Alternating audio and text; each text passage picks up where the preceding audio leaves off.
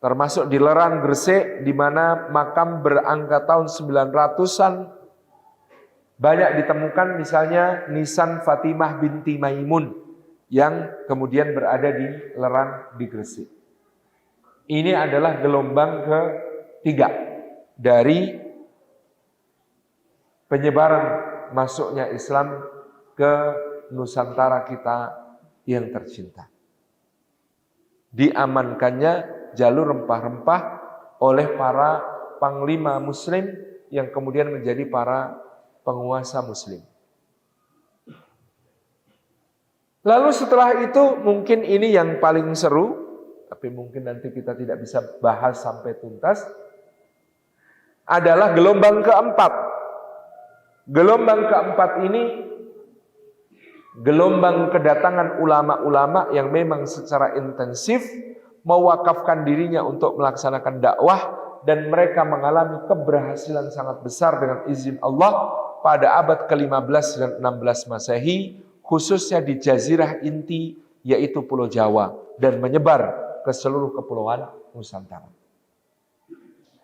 Pelopor dari generasi ini menurut Kiai Haji Ahmad Baso adalah Sayyid Ahmad Jamaluddin Al-Akbar, yang di Jawa kemudian banyak disebut sebagai Syekh Jumadil Kubro.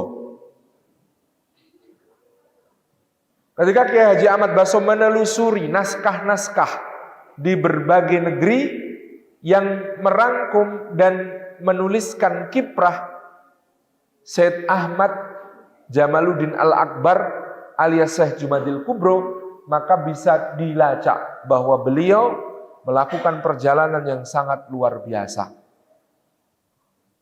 Dari Jazirah Arab ke Uzbekistan, ke Champa, ke Benggala, ke Patani, ke Malaka, ke Palembang, ke Aceh, ke Pasai, ke Mekah lagi, balik ke Nusantara, menuju Jawa, dan kota-kota di Jawa banyak sekali yang dijelajahi termasuk Semarang, makanya ada makamnya.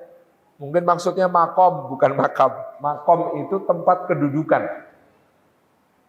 Lalu ke Lombok, lalu ke Ternate, ke Tidore, ke Sulawesi Selatan, ke Mindanao, balik lagi ke Sulawesi Selatan, sempat ke Cirebon, dan seterusnya. Perjalanan dakwah yang luar biasa. Syed Ahmad Jamaluddin Akbar atau Syekh Jumadil Kubro memiliki nama, memiliki putra yang bernama Syekh Ibrahim Asmoro. Syekh Ibrahim Asmoro ini mungkin identik dengan apa yang disebut sebagai Syekh Ibrahim As-Samarqandi dalam babat Tanah Jawi. Syekh Ibrahim As-Samarqandi diceritakan berasal dari Samarkand, Uzbekistan. Beliau, Syekh Ibrahim Asmoro, kemudian menikah dengan putri kerajaan Champa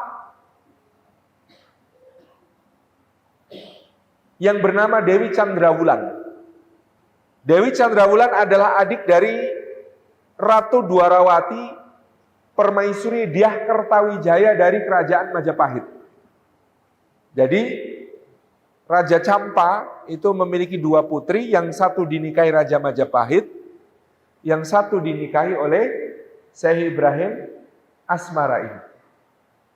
Syekh Ibrahim Asmara kemudian diceritakan memiliki 3 orang putra laki-laki, selain 1 orang putri. 3 laki-laki putra beliau, yang pertama namanya Sayyid Ahmad Rahmatullah. Yang kedua namanya Sayyid Maulana Ishaq. Yang ketiga namanya Sayyid Ali Murtadho. 3 orang ini kemudian setelah beranjak dewasa meninggalkan Champa menuju ke Jawa, menghadap kepada bibinya Ratu Dwarawati di Majapahit. Atas rekomendasi dari Dewi Dwarawati, maka Syed Ahmad Rahmatullah diizinkan membuka sekolah tata negara di Ampel Denta, Surabaya. Maka beliau Ahmad rahmatullah dikenal sebagai Sunan Ampel. Atas rekomendasi Ratu Dwarawati pula, Said Maulana Ishak berangkat ke Belambangan, Majapahit Timur untuk menangani kejadian besar, yakni pagebluk wabah penyakit di sana. Atas rekomendasi Ratu Dwarawati pula, Said Ali Murtado atau lidah Jawa dan babat tanah Jawi menyebutnya sebagai Said Ali Murtolo. Bilang Murtado itu susah orang Jawa. Ramadan dibaca Ramelan, Romelan gitu ya. Maka Murtado dibaca Murtolo. Maka Said Ali Murtado menjadi Raja Pandita. Pangeran Raja Pandita yang dimaksud adalah Menteri Agama Kerajaan Majapahit mengurusi komunitas Islam di ibu kota Majapahit di Trowulan dan dimakamkan di Troloyo.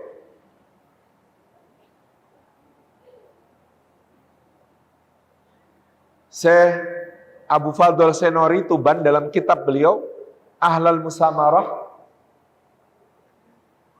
memberi catatan menarik bahwa pernikahan Ratu Dwarawati yang seorang muslimah dengan Raja Dyah Kertawijaya yang belum masuk Islam itu secara hukum fikih memang kontroversial.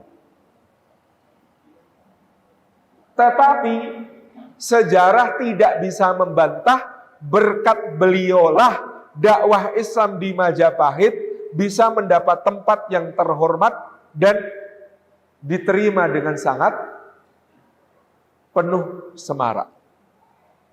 Jadi ini hukum nikahnya itu memang kontroversial. Putri muslimah kok nikah dengan raja Hindu.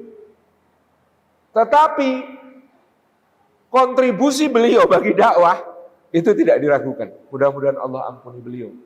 Dan selain besar, mudah-mudahan Allah tempatkan beliau di tempat yang mulia di surga. Karena kalau ngitung pahala jariah, karena beliau yang kemudian melindungi keponakan-keponakannya yang berdakwah ini, maka ya sekarang kita semua beragama Islam turun-temurun dari bapak, kakek, simbah, buyut, canggah, wareng, dekudek, gantung siwur, bubuk bosok, gali asem, naik ke atas itu. Semua amal dalam Islam itu karena beliau andil dalam dakwah mula-mula di sini mengalir kepada beliau. Rahimahallahu ta'ala. Ini tentang Ratu Dwarawati. Nah, kira-kira 40 tahun sebelum ketiga ulama muda ini datang, jadi Said Ahmad rahmatullah tiba di Jawa diperkirakan berusia 30. Maulana Ishak sekitar 28 dan Said Ali Murtado sekitar 25 tahun. Diperkirakan 40-an tahun sebelum mereka datang, di Jawa telah datang pula seorang ulama besar yang asalnya, ini melalui penelitian modern, negara Azerbaijan berhasil mempresentasikan bahwa beliau Maulana Malik Ibrahim berasal dari Azerbaijan. Azerbaijan itu pun di Pak. Penjenengan golek ini peta dunia mesti ketemu. Azerbaijan menika menawi preso Turki, Turki ngetan sekedhik wonten Laut Hitam, jejere Laut Hitam niku wonten negara jenenge Azerbaijan. Dari Azerbaijan beliau berangkat ke Mesir menuntut ilmu di Al-Azhar Asy-Syarif. Di Mesir beliau membaca kitab Ar-Rihlah karya Ibnu Battutah. Ibnu Battutah yang mengunjungi Samudra Pasai menceritakan bahwa di sebelah timur Samudra Pasai terdapat negeri yang menghasilkan beras dan aneka rempah-rempah yang berharga mahal, dan negeri itu subur, makmur, dan kaya. Sayang, kata Ibnu Battutah, yang aku dengar penduduknya masih banyak yang menyembah berhala. Itu tulisannya Ibnu Battutah di Ar-Rihlah. Gara-gara membaca yang begitu, Maulana Malik Ibrahim itu langsung semangat. Pokoknya saya harus ke sana berdakwah. Sehingga Maulana Malik Ibrahim datang ke Jawa, tiba di Gresik,